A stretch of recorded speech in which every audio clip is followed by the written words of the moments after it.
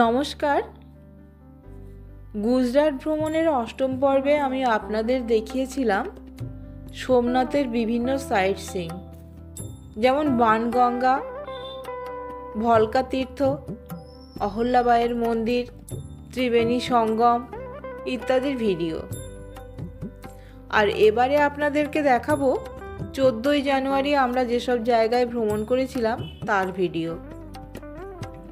14 তারিখে খুব সকাল সকাল উঠে স্নান করে আমরা টিফিন খেয়ে সোমনাথ থেকে বেরিয়ে পড়েছিলাম দিউ ভ্রমণের উদ্দেশ্যে।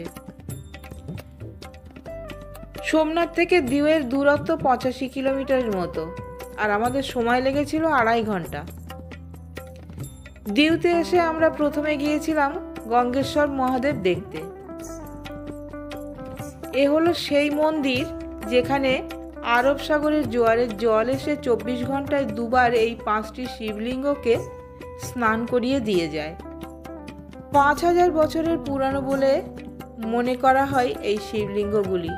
পৌরাণিক কাহিনী অনুসারে পঞ্চপাণ্ডব যখন অজ্ঞাতবাসে ছিলেন সেই সময় এখানে কিছুদিন তারা থাকেন। তারা শিব পুজো না করে খেতেন না, তাই তারা এখানে 5 ভাই যুধিষ্ঠির, ভীম, অর্জুন, নকুল এবং সহদেব 5 জনের জন্য 5টি শিবলিঙ্গ প্রতিষ্ঠা করে তারা পুজো পাঠ করতেন। এখানে তখন ঘন জঙ্গল ছিল। এই শিবলিঙ্গগুলির সামনে অর্জুন বাণ নিক্ষেপ করে গঙ্গাকে নিয়ে এসে তারা সেই জল পান করতেন।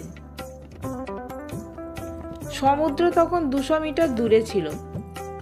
ধীরে ধীরে সমুদ্র এখন এই শিবলিঙ্গগুলোকে সিক্ত করে দিয়ে যায়।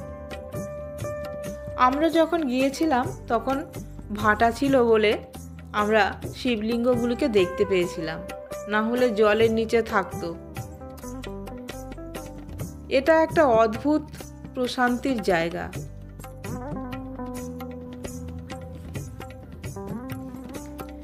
এরপর আমরা গিয়েছিলাম দিউ ফোর্ট দেখতে। দিউয়ের মূল আকর্ষণ হলো দিউ ফোর্ট।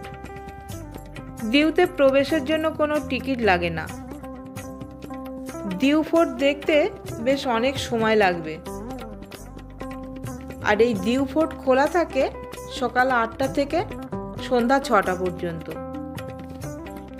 দিল্লির সিংহাসনে ছিলেন মুঘল সম্রাট হুমায়ুন। তখন গুজরাটের শাসক ছিলেন শাহ বাহাদুর। মুঘল সম্রাট হুমায়ুন গুজরাট দখলের চেষ্টা করলে শাহ বাহাদুর পর্তুগিজদের শরণাপন্ন হন। তখন এই অঞ্চলে পর্তুগিজদের অবাধ বিচরণ ছিল। শাহ বাহাদুরের সহায়তায় পর্তুগিজরা এখানে একটি ফোর্ট নির্মাণ করেন। 1535 থেকে 1540-এর মধ্যে একটি শক্তিশালী ফোর্ট নির্মিত হয়। সেটিই হলো এই দিউ ফোর্ট। এই ফোর্ট নির্মাণের পেছনে উদ্দেশ্য ছিল ভারতবর্ষে তাদের অধীনতা বিস্তার করা। এরপরে শুরু হয়ে যায় পর্তুগিজ শাসন। পরবর্তীকালে ফোর্টের একটি অংশ জেলখানায় পরিণত করা হয়। ফোর্ট সুরক্ষার জন্য 40টি জায়গায় বসানো হয় কামান। 1539 থেকে 1961 পর্যন্ত এই দিউ ছিল পর্তুগিজদের অধীনে। আর 1961 সালে 19শে ডিসেম্বর ভারতের সামরিক বাহিনী তাদের অধীনে নিয়ে আসেন। জলের মধ্যে জাহাজের মতো যে জায়গাটি আছে সেটির নাম হলো পানিকোটা ফোর্ট। অনেক বছর আগে এটি লাইট হাউস হিসাবে ব্যবহার হতো। কেউ কেউ বলে এটি নাকি সেই সময় জেলখানা ছিল। বলিউড সিনেমা কায়ামতের শুটিংও নাকি ওইখানেই হয়েছিল। দিউ ফোর্টের উপরের থেকে ছবি তুলে আমরা নিচে নেমে আসি।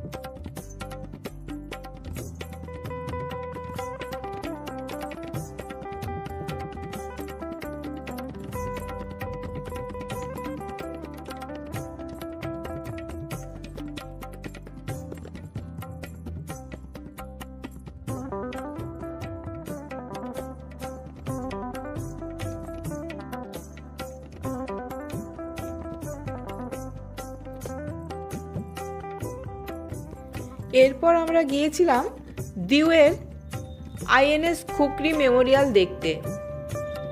1771 সালে ভারত পাকিস্তান যুদ্ধের সময় ভারতীয় সেনা যুদ্ধজাহাজ আইএনএস কৃপান এবং আইএনএস খুকরিকে ধ্বংস করার জন্য পাকিস্তানের সাবমেরিন হাঙরকে পাঠানো হয়। এই দুই জাহাজের কমান্ডিং অফিসার ছিলেন ক্যাপ্টেন মহেন্দ্রনাথ মোল্লা। দিউ থেকে কিছু দূরে তারা যুদ্ধের জন্য তৈরি হচ্ছিল। পাক সাবমেরিন প্রযুক্তিগত দিক থেকে আইএনএস খুকরির তুলনায় অনেক উন্নত ছিল। 9 ডিসেম্বর সন্ধ্যা 7:57 সাবমেরিন থেকে টর্নেডো হামলা চালানো হয় আইএনএস কৃপানের উপর, কিন্তু টর্নেডো হামলা রুখে দেয় আইএনএস কৃপান। এদিকে আইএনএস খুকরি তখন রওনা দিয়েছে পাল্টা জবাব দেওয়ার জন্য। দ্বিতীয়বার টর্নেডো ফায়ার করা হয় এবং সরাসরি আঘাত হানে আইএনএস খুকরির জ্বালানি ট্যাঙ্কে, আর তাতে জাহাজে আগুন লেগে যায়। আইএনএস খুকরিকে পুরোপুরি ধ্বংস করার জন্য আরও 2টো টর্নেডো ফায়ার করা হয়। তার ফলে জাহাজটি ডুবে যায় সমুদ্রে। এই জাহাজে ছিলেন 18 জন অফিসার এবং 176 জন নাবিক। তারা দেশের জন্য নিজেদের জীবন উৎসর্গ করেন। ক্যাপ্টেন মহেন্দ্রনাথ মোল্লাকে মরণোত্তর মহাবীর চক্রের সম্মানে সম্মানিত করা হয়। 1999 সালের 15 ডিসেম্বরে ভারতীয় নৌবাহিনী আইএনএস খুকরির বীর শহীদদের স্মরণে একটি স্মৃতিসৌধ তৈরি করেন, আর সেটিই হলো এই আইএনএস খুকরির মেমোরিয়াল।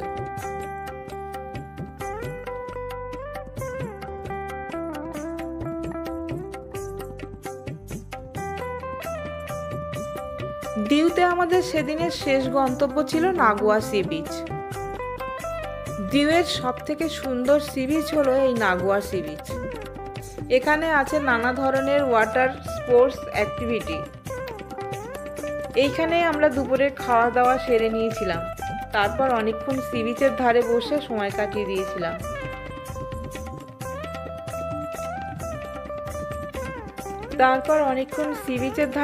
সময় কাটিয়ে সোমনাথের পথে রওনা দিয়েছিলাম।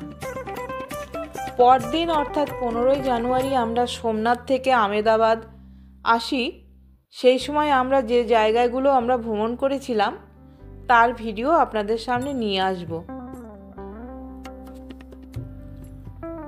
আর আজকের এই ভিডিওটি আপনাদের কেমন লাগলো তা অবশ্যই কমেন্ট করে জানাবেন। আমার এই চ্যানেলটি সাবস্ক্রাইব করা না থাকলে অবশ্যই সাবস্ক্রাইব করবেন, সঙ্গে থাকবেন। অনেক ধন্যবাদ।